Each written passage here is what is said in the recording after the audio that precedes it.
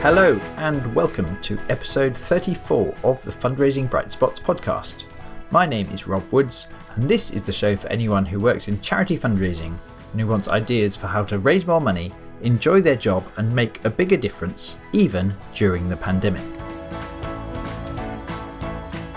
If your charity has had to change its strategy during the pandemic and this has thrown up new challenges in terms of how you measure and report on the impact of that strategy, then I hope you're going to find this episode really helpful. Because today I'm excited to share a recent interview I conducted with someone I refer to as the Queen of Impact, Emma Insley. Emma is a very experienced fundraiser who has dedicated a large part of her career to better understanding ways to solve the various challenges of measuring and evaluating the difference a charity's work is making. In this conversation, Emma shares 6 things that any charity can do at this stage in the pandemic to improve their ability to measure and report on the charity's work. Although some elements of impact measurement are not easy, she shows just how worthwhile they are, especially during a crisis. Not only does a charity need this information so that it can continually improve the way it achieves its mission, especially when the stakes are higher than ever for the people and environments we serve, but also because the charities that do this bit well are much more likely to receive further funding if they can show that current interventions are effective. I've long admired Emma's ability to create clarity in a topic that is important, but often misunderstood by fundraisers and charity leaders. And I love that she works hard to distill the complexity into practical ideas that you can implement. I really hope that you find these 6 principles are helpful to you too. This episode of the Fundraising Bright Spots podcast is brought to you by Bright Spot Mastery Programs. So if you need to increase income in corporate partnerships or major donor and trust fundraising, these programs will help. As well as the advanced strategies you learn on the training days, you receive one-to-one coaching to help you put those powerful techniques into practice. To find out more about the Corporate Mastery and Major Gifts Mastery programs, head over to brightspotfundraising.co.uk. Emma Insley, how are you?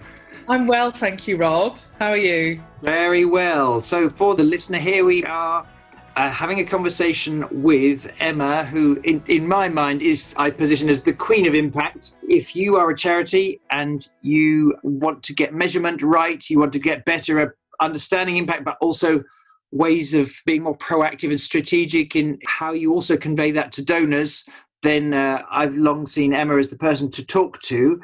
Emma, you and I spoke quite a few months ago, and you were kind enough to share some of the key principles that you practice yourself and you teach others. And I wanted this chat now because of what's gone crazy in the world and the implications of that on charities' strategy and therefore how they might measure impact. And I wondered if we could have a conversation now in which you could give us a few of your key principles for a charity or a fundraiser now looking at impact measurement. What are some of those principles and why do they matter? Well, I think it's obvious that a lot of charities and social enterprises are doing things differently.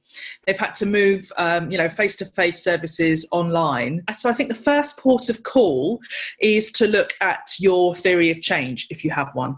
So your theory of change is outlines the links between the work that you deliver and the changes that you seek to achieve, and it sort of shows the link between the two. And a lot of organisations are obviously delivering work in a different way, so you need to reflect that within your theory of change.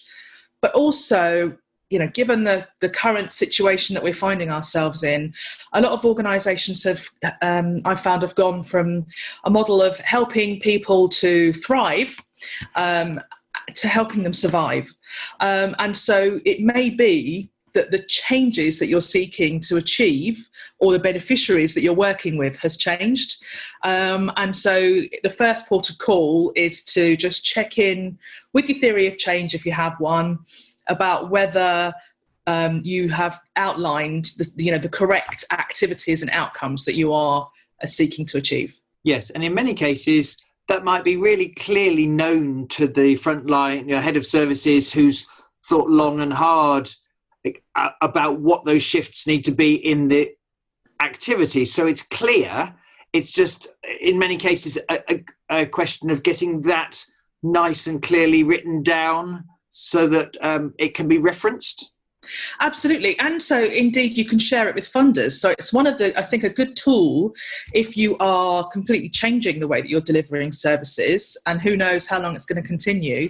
Actually, if you can show your revised theory of change to funders, I think it adds a huge credibility to the work that you're delivering, and, you know, gives you that ability to shift the funding in the new way that you're delivering the services. Yeah, that makes sense. And of course, this is going to be different depending on what kind of a charitable cause you're involved in. And you work with clients in all kinds of sectors. I know, just to help us get a solid picture of it, without mentioning the name of any given charity, would you just give us a kind of, for instance, of how that theory of change might have shifted from the original model to now this more pandemic-related model in any given type of cause? Sure. So one of the clients that I work with is all about delivering social activities to people with learning disabilities. And you know, they were doing bowling and karaoke and stuff like that to help them overcome isolation. Obviously, they can't be delivering those kind of activities now, but how do you get people together to help overcome isolation if you can't do that face-to-face work? So they have shifted to an online model. So they're doing workshops that help people to understand their money, for example, and to develop life skills such as cooking online. And they're doing social activities such as, you know, pub quizzes online. And in a way, it achieves similar outcomes, but actually the problems experienced by those people who already were lonely and isolated and can't go out anymore have been exacerbated. Now we're looking at, you know, protecting mental health, for example. So we're making sure that we've got good measures to understand the changes in people's mental health as they are engaging with this program. Yeah, that makes sense. Okay, thank you. And then, so that first thing is reviewing that theory of change. What would be your next key idea? Well, a lot of organisations will have been using face-to-face methods to collect their information, their data about the difference that they're making. And so you may need to switch that online. And so, you know, I mean, a lot of online survey tools exist already. If you're not using them, then now might be a good time to familiarise yourself with the various survey tools that exist. But also, you know, focus groups and interviews to capture that gorgeous qualitative data, you know, the stories and the understanding how change has happened can be done as well. So actually, you know, if you're delivering work online, as I know a lot of people are in groups, then tapping on, you know, an occasional question at the end of that session to help you to measure the difference that it's making, not just feedback about was it good, but actually how do you feel as a result of this session today, is a really good way of doing that. So it's a double tip, really. Number one, adapt to online. And number two, always try to capture the evidence of the changes that you are achieving through the activities, you know, or bolted onto the activities that you're currently delivering. Yeah, and actually, just hearing you say that, I have a sense that many of these things, they're not so hard. It's really a mindset shift from the start that this is the theory and these are the outcomes we're aiming to achieve. If you're really clear on that overall concept, then I think it could become relatively straightforward to tack on those particular small details, those little tactics to any given service or intervention. But crucially, you need to have decided at the start. Otherwise, it's really unlikely to happen at the last minute as you were designing the webinar. Absolutely. And I think there's a lot of fear around monitoring and evaluation that, oh my God, it's another thing we have to do. It's another big, you know, thing to have to think about. And okay, for sure, it takes a bit of time thinking about it at the beginning. But the way that I suggest that clients, you know, make sure that their impact measurement and monitoring evaluation is proportionate to their resources is always to, just think about what they're already doing and how they can adapt that slightly just to make sure they're capturing that information about the change. And so, I know that organisations, and I'm a trustee myself, I've been there, are feeling overwhelmed completely with everything that they have to do. And perhaps monitoring and evaluation is right down on the bottom of their list. But who knows how long this is going to happen? Who knows? We could be one mutation away to being exactly next year where we are now, heaven forbid. And so if you actually begin to plan these things now, you can have some really good data that shows that what you're delivering right now is making a difference, and that model, do you need to continue that model of, online working, for example, and should you continue it into the long term, and to try to secure the funding, to enable that to happen on an ongoing basis, because soon there will be questions asked about whether the way that you're delivering work is the best way to be doing that. Yes. And so just realising at this point in time, it's really unlikely that we'll go back to delivering services exactly as we were 4 months ago. That's not whatever Boris might say about done by Christmas. It seems unlikely.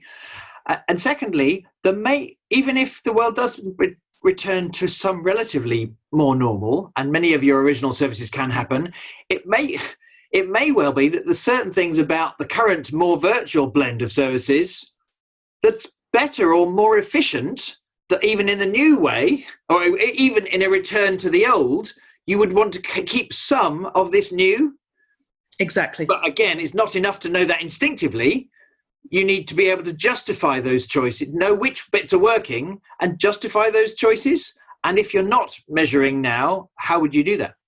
Absolutely. Absolutely. It's moving beyond we think this is good, and people saying it's good, to actually understanding the difference that you're making and what it is about your work and the way that you're delivering it that makes that difference, and then using that as the future for your strategy. And so that's the way the loop comes in. It's really got to use that data to learn about how you should be delivering services going forward, and to prove it to funders, importantly. Yeah, and that's another way you can justify investing time and energy in it, because the charity that kind of does well in this area, I'm certain they're going to be ahead of the game if they're then going back to funders compared to an organisation that believes it did some good stuff but doesn't have that evidence. So then, what was the third idea you think is important for us to consider right now?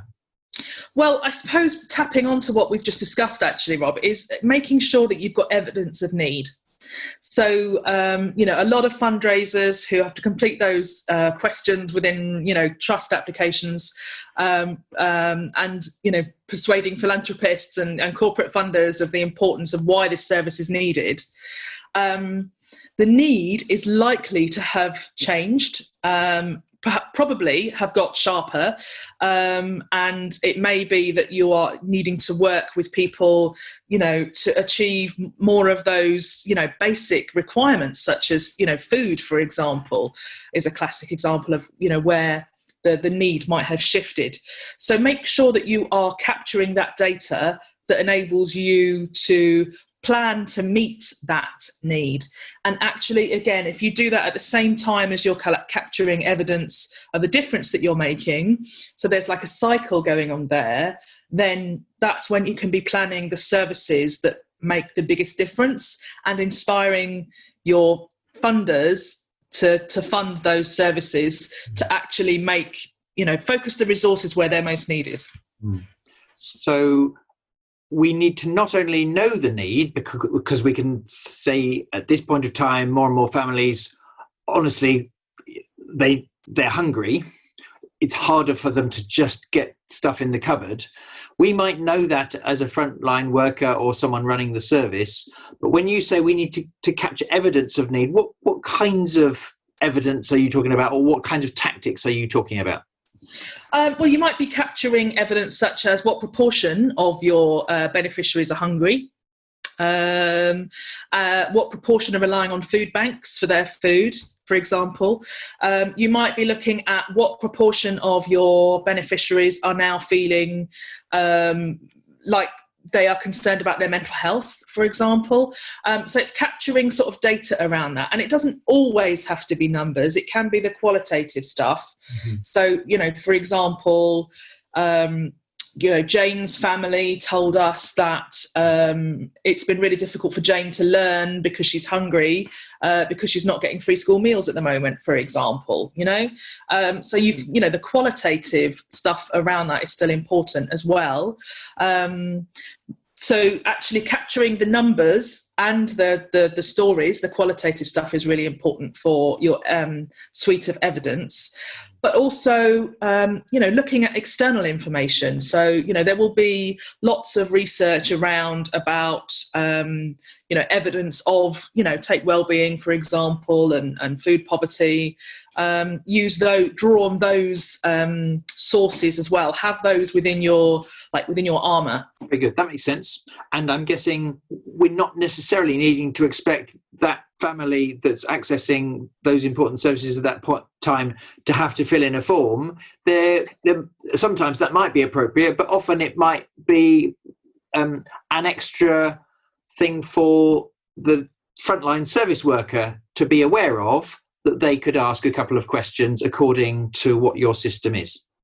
Yeah, absolutely. Yeah, you work with what you already do. So if this sort of information about when you're capturing contact details and understanding about some of the challenges that are going on at home, sometimes that's captured in a way that's only, for the support worker to deliver the support that the person needs, that the beneficiary needs. Well, actually, if you can pass some of that information on to fundraisers in a, workable format, then that all, provides that really good evidence of need, which is needed for funding applications. Yeah. Very good. And so it's just a kind of a mindset really within the whole organisation and being more holistic about it. So according to my reckoning, that was the first 3 crucial things to be aware of right now. What was the fourth one? Well, one of the things that I think I'd like to share is don't necessarily assume that people are too busy or too stressed to fill out those forms, actually, because there's a lot of goodwill out there for charities and the essential services that they are providing.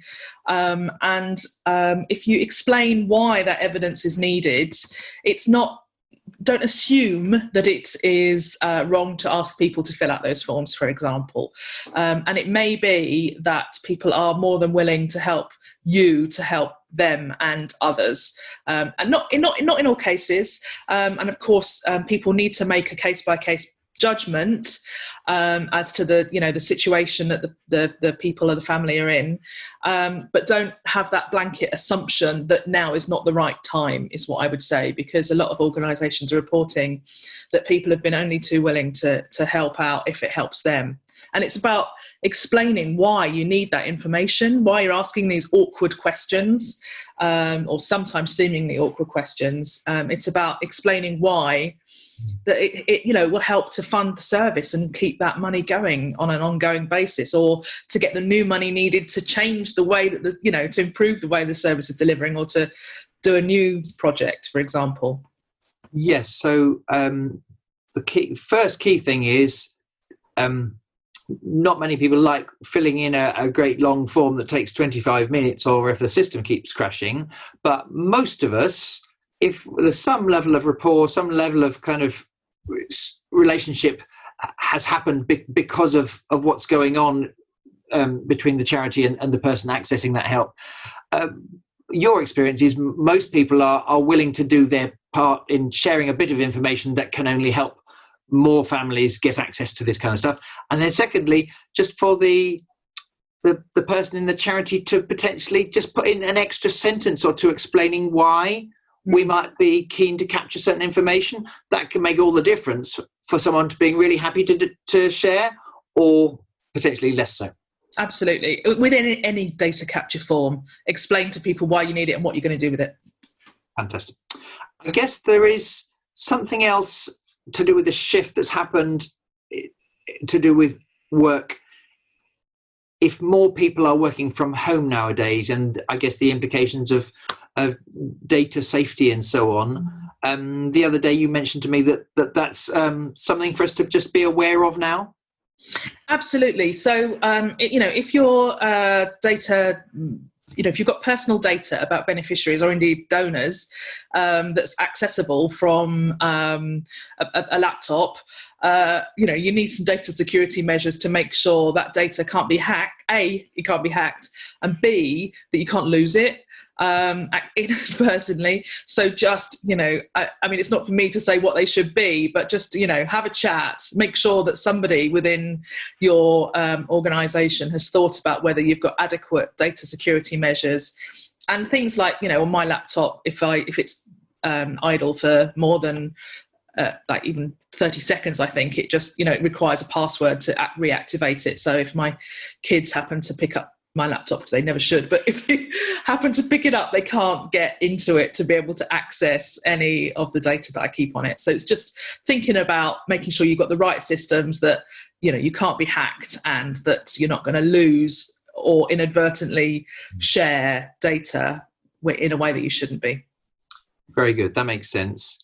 And I guess we've got time for one last key idea that you've been advising your charity clients on recently. What would that be? Yeah, well, certainly in my experience, funders have been very understanding with charities and saying, you can hold off on a lot of your monitoring and evaluation reports, and that's great. But what I would say is, don't lose the opportunity to inspire funders, supporters, prospects, etc., with the difference that you are making, and that the stories as well as the data. And so even if funders aren't banging on the door asking for that evidence, if you can try to find a way to communicate that in a way that evidences the difference that you're making, like what's the point, why you specifically. And there's lots of gorgeous data that you can use and communicate that in a visual and heartwarming way to communicate and inspire people with that difference that you're making. And don't lose this opportunity to differentiate yourself as one of the great organisations that makes a difference. Yes, so if we're working so hard to do great work and respond right now when so many people are struggling, that's a given. B, if we're following your 6 principles and others, we're working hard to get this evidence. Your point now is, after all that effort, it might be just 2% more effort to actually put that into an easy to understand infographic, or kind of get that story told nicely and easy to understand through Canva or something. It's that last bit to really make use of this amazing information you've gathered, because in your experience that then can make all the difference to an organization's confidence that it's making a difference and a funder's confidence. Absolutely. And it can even be something even as simple as, dear ex-funder, I know you said we could wait another 3 months until we send that monitoring and evaluation report, but I just had to write to tell you about the feedback I just had from this beneficiary who told me that da da da da da. And when they first came to us, they were in this situation, and now because of the work we've been able to do during lockdown, this is the difference that it's made in their lives. Thank you for your patience in waiting for that report. I just couldn't wait to tell you about the difference that we made to this one person. Even something as simple as an email that proactively tells your funder that you're working hard and delivering amazing services, I think is only a good thing. And when it comes round, to then everybody sending in their funding return at the same time, yours will stand out and you'll get noticed by that funder. Yeah, I really love that. It's kind of moving away from impact is a thing we measure once and it's a great long report that not many people are actually going to read all of. By all means, do all of that work, but it's realizing that actually life is more of a marathon than a sprint, and so is fundraising success, and so is the measuring and sharing of impact. So kind of, if you're working so hard to get this stuff, kind of breaking it down into smaller chunks that you drip Absolutely. as part of your ongoing stewardship, ongoing relationship, ongoing just decency, to let someone know who helped get this great result. Let them know a small version of it now, rather than have to wait till October. As an approach to relationship building, I think that's brilliant. Thank you. Yeah. And it's about, I mean, always I say that your data should be used to inform and inspire, as well as improve your services. But we're talking to fundraisers here. And if you're not using the inspire bit through that drip feeding and telling those stories, then you're missing a trick. And those trust funders, you know, it's not just your individual donors who need that sort of, you know, inspiration. It's the trust funders as well, even though, you know, they're sitting at their desks, maybe just reading reports all day in, day out. They, you know, I've heard it from the funder's mouth, as it were. They love a story as well as the data. Yeah, and potentially for us, the fundraiser to be just a bit more varied and a tiny bit more creative in sending those drips in different formats.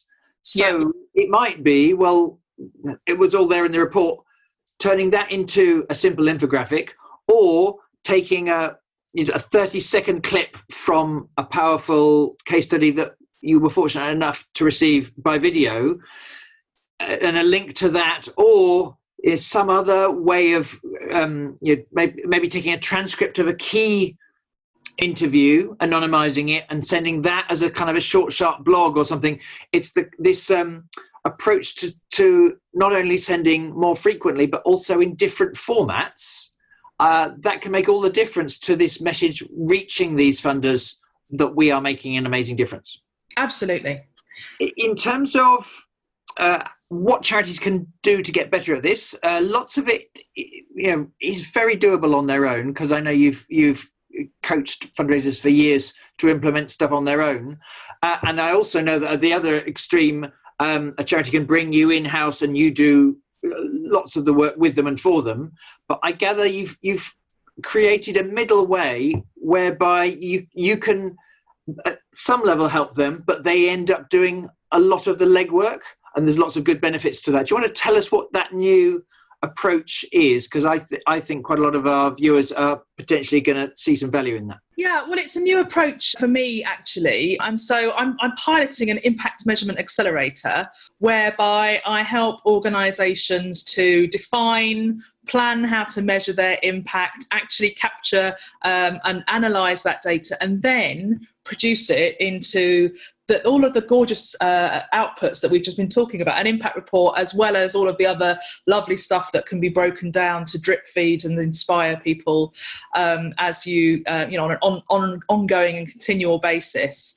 And I'm really keen to work with a small group of people to go through that journey together over, say, 3 months.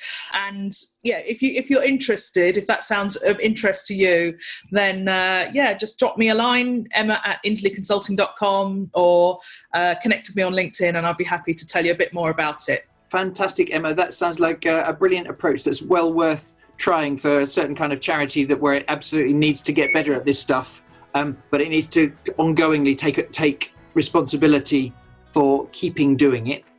Thank you for sharing those 6 key principles today. It's really helped me, and I'm sure many charities listening and watching are going to be able to implement some very specific tactics you've mentioned.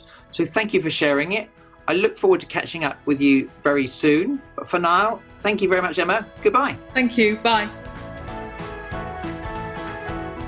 Well, I hope you found Emma's 6 principles helpful. To sum these up, she said, firstly, this is a good time to review your theory of change. Secondly, if you need to, adapt the way you're collecting information. Thirdly, capture evidence of the need, which may well have changed recently. Fourthly, don't assume that people are too busy or too stressed to complete monitoring forms. Fifthly, if many of your staff are working from home, check your data security measures. Lastly, squeeze every ounce out of your impact data. Be proactive and creative in how you share your findings, and do so more regularly than only on the big milestone deadlines. If you're a member of the Bright Spot Club, I'm excited to let you know that we're about to publish a full learning bundle, including a live problem-solving session with Emma, to help you go deeper into these and other key elements of impact measurement.